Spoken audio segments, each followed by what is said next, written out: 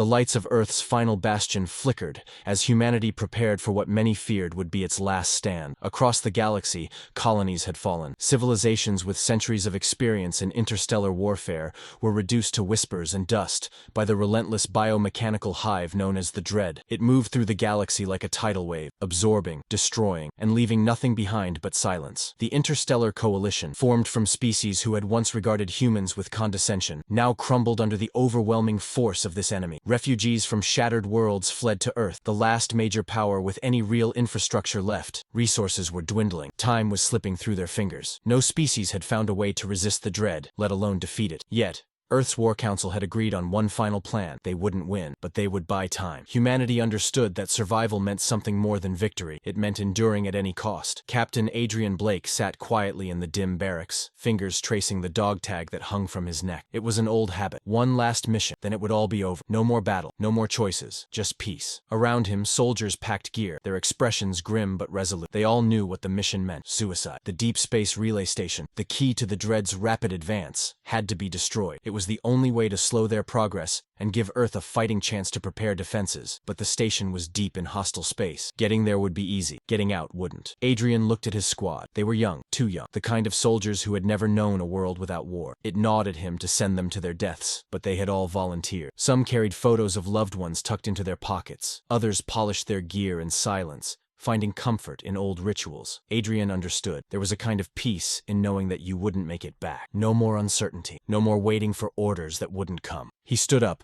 and all eyes turned to him. "I won't lie to you," he said, his voice steady but heavy. "This mission isn't about coming home. It's about making sure someone else gets to live. That's all that matters." The squad nodded, a silent acceptance of their fate. They weren't just soldiers anymore. They were shields, a buffer between the enemy and the ones they love. On the other side of the city, Dr. Layla Morrow wiped sweat from her brow and stared at the blinking terminal in front of her. She had spent every waking hour over the last 3 months in the underground research facility, trying to develop a virus that could disrupt the Dread's neural network. If successful, it would give humanity's forces the edge they needed. If not, there wouldn't be anyone left to care. Her lab was littered with coffee cups and nutrient packs, remnants of long, sleepless nights. A holo display hovered nearby, showing a photo of her children, 2 smiling faces full of hope. She hadn't seen them in months. They had been evacuated to one of the last safe colonies, far from Earth. But that image kept her going. If she stopped, even for a moment, the future her children hoped for would be lost. A knock on the door startled her, and a fellow researcher stepped in. "Layla, you need to rest. You're going to collapse." She shook her head without looking up. "If I stop,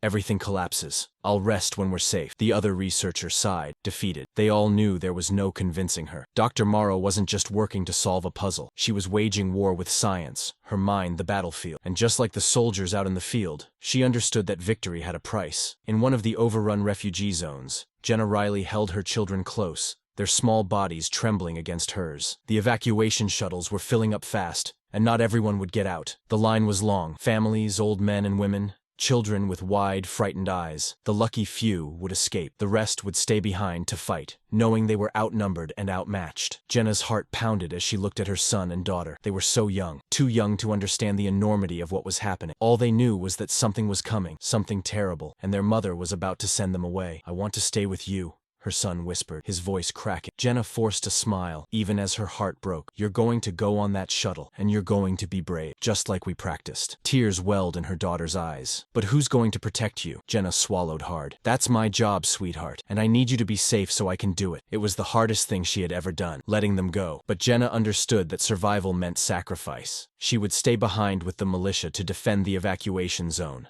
buying time for the shuttles to escape. It didn't matter if she made it out. What mattered was that her children would have a future. In the heart of Earth's command center, leaders and strategists gathered for what might be their last briefing. The mission was clear. Adrian Blake's squad would infiltrate the relay station and detonate it, cutting off the Dread's advance. Dr. Morrow's virus would be their hidden weapon, but only if she could complete it in time. And Jenna Riley's militia would hold the line long enough to ensure the evacuation shuttles could escape. Each group knew the weight of their task. Each person understood that not all of them would survive, but that was the price of being human. Victory didn't always mean living through the battle. Sometimes it meant dying so someone else could, and for humanity, that was enough. As Captain Blake's squad boarded their stealth cruiser, as Dr. Morrow continued her feverish work in the lab, and as Jenna Riley kissed her children goodbye, A quiet understanding settled over them all. They didn't fight because they were fearless. They fought because someone had to. The countdown to the relay station mission began. The soldiers, the scientists, the civilians, they were all bound by the same unspoken truth. Humanity's survival had a cost, and every one of them was ready to pay it. The rumble of the stealth cruiser's engines filled the cabin, but inside,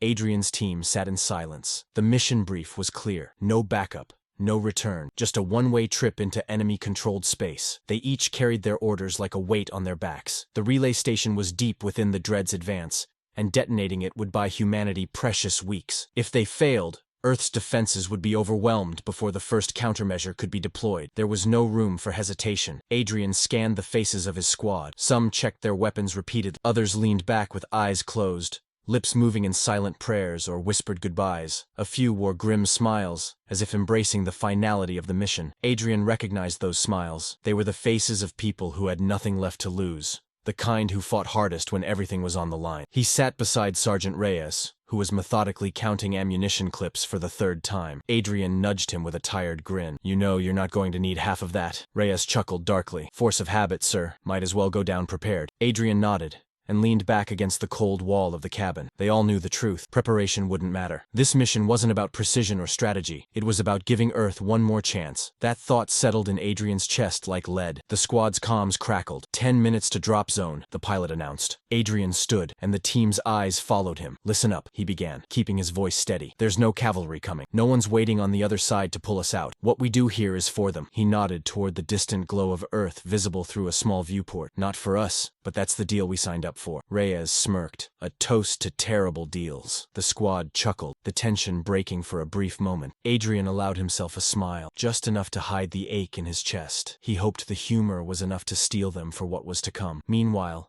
in the underground research facility, Dr. Layla Morrow pressed her hands against her temples, willing the numbers in front of her to make sense. The virus was almost complete, just a few more iterations.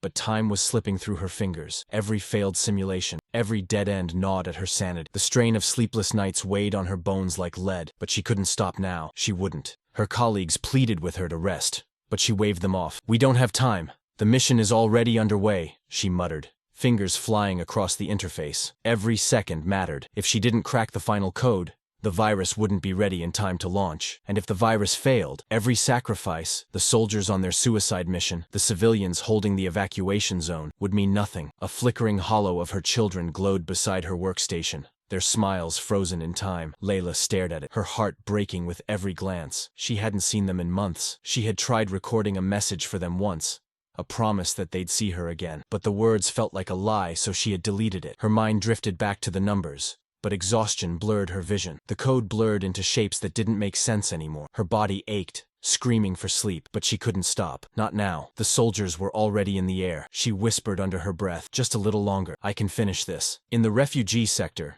Jenna Riley crouched behind a makeshift barricade, watching the last evacuation shuttle lift off into the night sky. Her 2 children were on that shuttle, flying toward the safety of one of the remaining colonies. She prayed that it would reach its destination before the Dread arrived. The streets were eerily silent now, save for the hum of the militia's weapons as they prepared to defend the evacuation zone. The militia was a ragtag group: civilians, retired soldiers, anyone who could hold a weapon. Most of them had already sent their families away. All that remained were those willing to stay and fight, knowing that they wouldn't see another sunrise. Jenna tightened her grip on her rifle, trying to quiet the thoughts screaming in her head. She told herself this was the right choice. Her children were safe. That was all that mattered. The rest didn't matter. The fear, the exhaustion, the gnawing certainty that she wouldn't make it out alive. Beside her, a young man named Harris fidgeted nervously. He couldn't have been older than 20, barely old enough to remember life before the war. "We're not going to make it, are we?" he whispered, glancing at Jenna. Jenna forced a smile she didn't feel. "We just have to buy them enough time," she said, repeating the words she had clung to all night. "That's all we need to do." Harris nodded slowly, but the fear in his eyes didn't fade. Jenna didn't blame him. She was terrified too, but fear didn't matter. What mattered was holding the line long enough for the children, her children, all of them, to get away. The sound of engines in the distance snapped Jenna's focus back to the street. The Dread were coming. She could feel it in the air, the oppressive weight of their presence pressing down on her chest. There was no more time for fear or second thoughts. This was it. She turned to the others, her voice steady despite the pounding of her heart. "No one runs. We fight here. We fight for them." The militia nodded as one, their faces grim but determined. They were ordinary people. Mothers, fathers, students, workers, but in this moment, they were warriors. The first wave of dread forces appeared at the far end of the street, moving with the eerie precision of a hive mind. Jenna raised her rifle and took a deep breath, steadying her hands. "This is for them," she whispered, her heart heavy with the knowledge of what was coming. She thought of her children, safe on that shuttle, flying toward a future she wouldn't see, and she pulled the trigger. In the cold void of space, Adrian's cruiser reached the edge of the relay station's perimeter. The pilot's voice crackled through the comms. "This is where you get off, Captain. Good luck." Adrian nodded, slinging his rifle over his shoulder. The squad disembarked in silence, moving through the dark expanse of the station's outer ring. There was no need for words now. Each of them knew what they had to do. They moved with purpose, slipping through shadows, avoiding detection. The relay station loomed above them like a giant dormant beast. It was a massive structure, an array of transmitters and power cores, the backbone of the Dread's communication network. Their objective was simple: plant the charges, detonate the core, and cripple the network. But they all knew it was a one-way trip. The station was crawling with enemy patrols. There would be no extraction. Adrian glanced at Reyes, who gave him a grim nod. This was it. No more time to think, no more time to hesitate. They moved in silence, their hearts steady, their minds clear. Every step they took brought them closer to the end, but also closer to giving humanity a chance to survive, a chance for someone else to live. And that, Adrian thought, was worth it. The blackness of space enveloped the squad as they floated toward the relay station, their magnetic boots locking onto the metal surface with muted clicks. Adrian signaled the team with a clenched fist. No comms, no noise, only hand signals from this point forward. They had rehearsed it a dozen times in the simulators, but the reality felt heavier. Every breath inside his helmet felt like it carried the weight of 10 lives. They reached the station's first airlock. Reyes took position and began working on the controls. It was old tech, easy for a skilled hacker like Reyes. But Adrian knew every second they spent here increased the chance of detection. The silence between the squad was deafening, but the tension said everything. They knew this mission was not about survival. It was about lasting long enough to finish the job. The airlock hissed open, and the squad slipped inside, the cold hum of the station greeting them. The relay station's corridors stretched ahead, like the hollow ribs of a dead beast, eerily quiet. Yet everyone knew what lay in the shadows.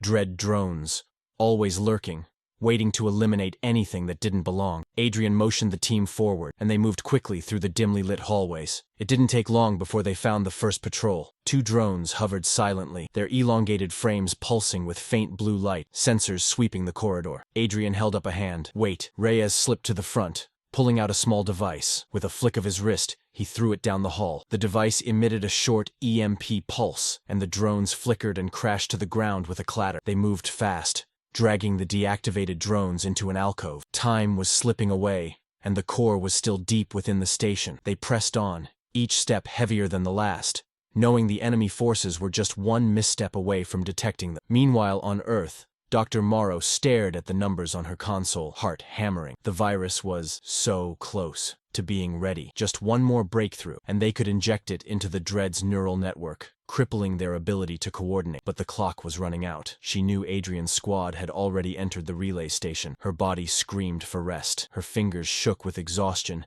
as she typed line after line of code, trying to unlock the last barrier preventing the virus from working. It felt impossible, but stopping wasn't an option. If the virus failed, every sacrifice would be meaningless. The soldiers, the civilians, her own children. A message popped up on her screen, a warning. Heart rate critical, mental fatigue detected. Please seek medical attention. She swiped it away angrily. There was no time for that. Her assistant, a younger researcher named Ivan, hovered nearby, eyes full of concern. "Layla, you're going to collapse. You need to take a break." Layla shook her head without looking up. "If I stop now, they die. All of them." Her voice cracked, but she kept typing. Ivan opened his mouth to argue, but thought better of it. He knew nothing would pull her away from that console, not until the virus was done. She stared at the blinking cursor on her screen, the code swirling in her vision. Almost there. Almost. On the battlefield, Jenna Riley crouched behind a barricade, her heart racing. The first wave of Dread drones had hit them hard, and the militia was barely holding. She reloaded her rifle with shaking hands, glancing at Harris, who lay slumped nearby,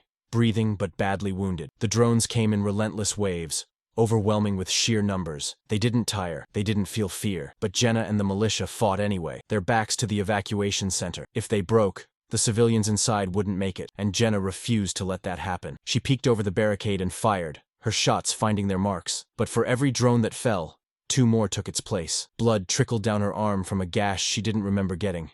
Every muscle ached. Every breath felt heavier, but none of that mattered. She had sent her children away. They were safe. That was all that mattered now. "Jenna!" someone shouted. She turned to see another militiaman pinned down by incoming fire. Without thinking, she vaulted over the barricade and sprinted across the street, weaving between debris and bodies. Her rifle barked, and the drone attacking him crumpled to the ground in a shower of sparks. The soldier, barely older than a boy, looked up at her with wide, terrified eyes. Jenna grabbed his arm and pulled him to his feet. "Stay with me! We're not done yet!" He nodded, his fear melting into grim determination as he followed her back to cover. They couldn't stop, not yet. In the relay station, Adrian's squad reached the core chamber. The room pulsed with alien energy, the massive neural relays glowing with eerie blue light. They had made it, but the moment they stepped inside, alarms blared. The dread had found them. Drones poured in from every entrance, and the room erupted into chaos. Adrian shouted commands over the gunfire. "Reyes, plant the charges!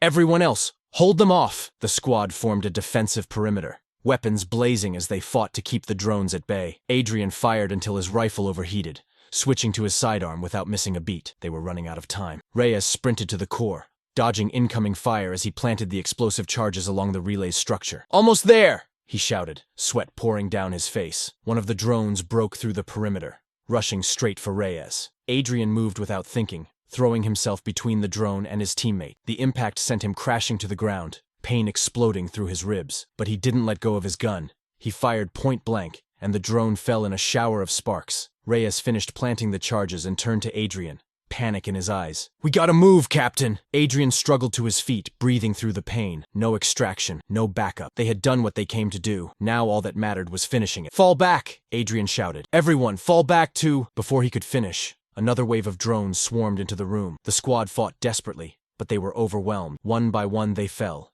each soldier going down in a final act of defiance. Reyes fought until his rifle clicked empty, taking down 2 more drones with his bare hands before he was dragged down. Adrian found himself alone, surrounded by bodies. His squad, his brothers and sisters in arms, all gone. But the charges were set. The mission was complete. He limped toward the detonator, blood dripping from wounds he no longer felt. This is what it means to be human, he thought. To fight, even when you know you've already lost. With trembling fingers, Adrian activated the detonator. The relay station shuddered violently, sparks cascading from ruptured conduits as the charges detonated one after another. Fire spread through the central core, igniting in an eruption of destruction. Adrian staggered, the concussive force nearly throwing him off his feet. He clutched his side, blood soaking his uniform, but the pain no longer registered. All that mattered was that the explosives had been set. The dread drones surged into the chamber, swarming over the fallen bodies of his team. They knew what he had done. Adrian backed up slowly, his weapon hanging uselessly at his side. There was nowhere left to run, no more tricks to play, but that was fine. He hadn't come to survive. He had come to give humanity a chance. With a grim smile, Adrian activated the final trigger, the one that would send the relay station into a chain reaction, collapsing the entire structure. "For Earth," he whispered, as the glow of the explosion reflected in his visor. The relay station imploded, consuming everything in its vicinity. In an instant,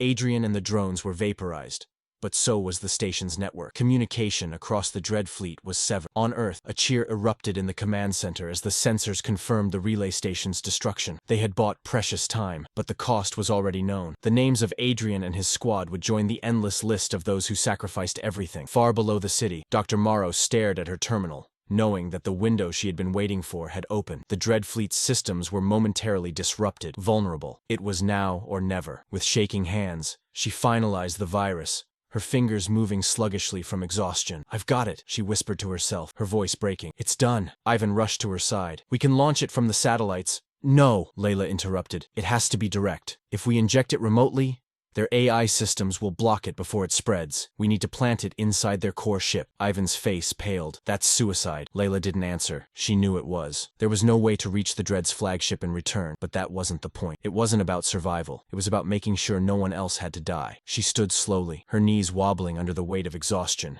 and reached for a data drive containing the virus. "Prep the shuttle," she said quietly. "I'm going." Ivan's eyes widened in disbelief. "Layla, you can't." "I have to," she said, her voice steady. "If I don't, everything we've done means nothing." Ivan looked like he wanted to argue, but he saw the determination in her eyes. There was no stopping. With a nod, he turned to begin preparations. Dr. Morrow sat down for a moment, pulling the hollow image of her children closer. Her fingers brushed over their faces. "I'm sorry I couldn't come home," she whispered, "but this is for you, for all of us." The shuttle launch was quick, silent. No fanfare, no farewell. As the small vessel hurtled toward the Dread's flagship, Layla felt a strange sense of peace. She had done all she could. Whatever happened next, She knew she had given humanity its best chance. Meanwhile, back on Earth, the battle raged at the evacuation zone. Jenna Riley's militia fought with every ounce of strength they had, but the enemy kept coming, relentless and unstoppable. Jenna had lost track of how many drones she had shot down. She was running on nothing but adrenaline and willpower now. The air was thick with smoke, and the ground was littered with the bodies of those who had fallen. Harris lay nearby, motionless. She didn't have time to check if he was alive. There was no time for anything except holding the line. Another wave of drones advanced, and Jenna knew this was the end. They had held as long as they could, but she also knew the shuttles were clear. Her children were safe. That was all that mattered. Jenna climbed to the top of the barricade, rifle in hand, and let out a battle cry that echoed through the streets. "Come on, you bastards!" she screamed, her voice hoarse but defiant. "Come and get me!" The drones surged toward her. Jenna fired until her rifle ran dry, then drew a knife, slashing at anything that came near. She knew she wouldn't survive, but she didn't care. She had given them a future. As the drones swarmed over her, she thought of her children's faces one last time, and then everything went black. In the cold void of space, Dr. Morrow's shuttle reached the Dread's flagship, slipping past their defenses unnoticed. She docked the shuttle and entered the vessel's core, her footsteps echoing eerily through the alien halls. The ship seemed alive, pulsing with energy and strange sounds, but there were no guards. They didn't expect anyone to make it this far. She found the neural core,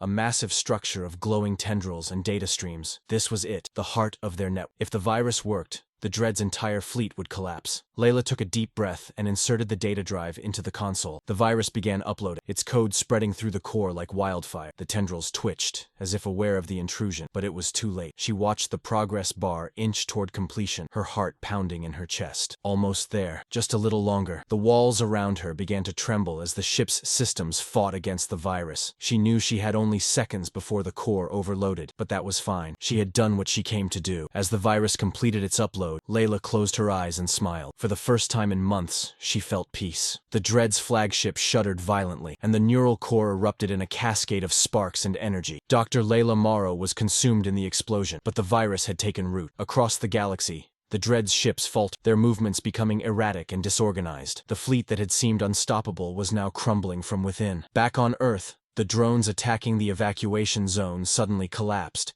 their glowing eyes flickering out. Jenna's militia stared in disbelief as the enemy forces fell still, lifeless. The battle was over. They had won. In the command center, cheers erupted as the Dread's fleet began to retreat. The virus had worked. The relay station's destruction had given humanity the time it needed, and the virus had crippled the enemy. Humanity had survived, but the cost had been steep. The aftermath was a strange, bitter victory. Earth's skies were quiet now, no longer filled with the shrill hum of dread ships or the echo of gunfire. In the refugee camps and evacuation zones, families embraced, their tears a mixture of relief and sorrow. They had survived, but not everyone had made it. Captain Adrian Blake's squad was gone. Their names entered into the Hall of Remembrance alongside thousands of others who had given their lives. The relay station they destroyed was already being mourned as a victory that came at the highest cost. Adrian's final message, recorded before departure, now played across screens throughout Earth's cities. "We won't all make it home, and that's all right. This fight isn't about us.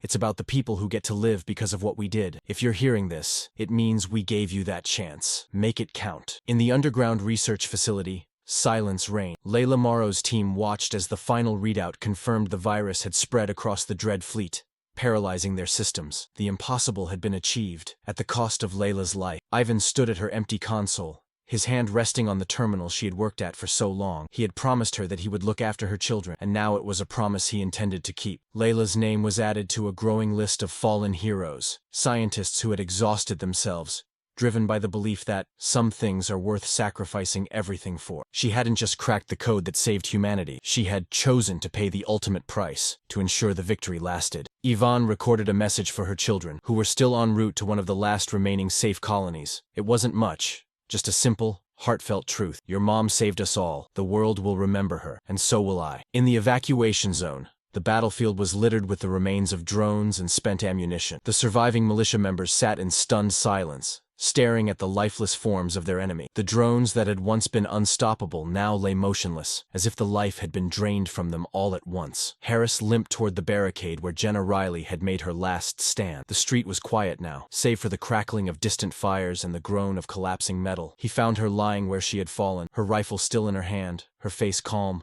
almost peaceful. For a moment, Harris knelt beside her, his heart heavy with both grief and gratitude. She had stayed behind so others could escape, so her children could live, and she had died with the knowledge that her fight had meant something. They buried her with the others, a simple grave marked by a scavenged piece of metal etched with her name. The children she had saved would grow up knowing what she had done for them. They would grow up because Jenna Riley had refused to give up. In the weeks that followed, humanity began to rebuild. The Dread Fleet, crippled and fragmented, was no longer the unstoppable force it had once been. Alien allies, emboldened by humanity's victory, joined the fight, driving the remnants of the Hive back into the darkest reaches of space. But it was not just the destruction of the Dread that people remembered. It was the spirit of those who gave everything to make survival possible. The Hall of Remembrance was expanded to honor not just soldiers, but researchers, civilians, and every soul who had chosen to stand, fight, and sacrifice for a future they wouldn't live to see. Monuments were built in cities across Earth and on surviving colonies. At their bases were simple words,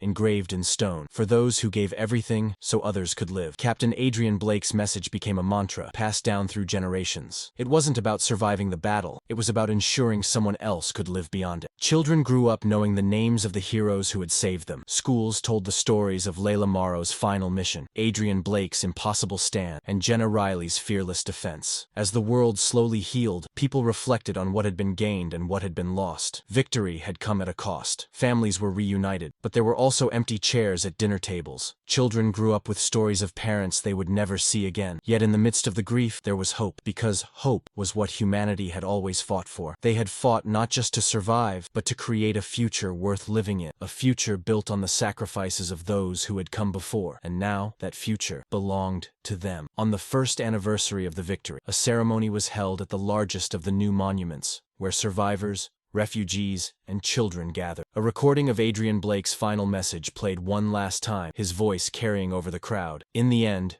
we didn't fight for glory. We fought because someone had to, and we won. Not because we were the strongest, but because we refused to stop fighting. The crowd stood in silence, heads bowed. It was not a moment of celebration, but of remembrance. As the ceremony ended, the sun began to set, casting a warm glow over the monument. A group of children stood at the base of the stone, tracing the engraved names with small fingers. One child, her eyes wide with wonder, whispered to her friend, "They were so brave." Her friend nodded solemnly. "And because of them, we get to live." The future stretched before them, full of possibilities that had been bought with blood, sacrifice, and love. Humanity had survived, not because it was easy, but because some things are worth everything. And as the stars came out over the quiet city, the people of Earth knew that they would never forget the cost, because every act of courage, every life given, and every choice made in the darkest moments had paved the way to this future, a future worth fighting for.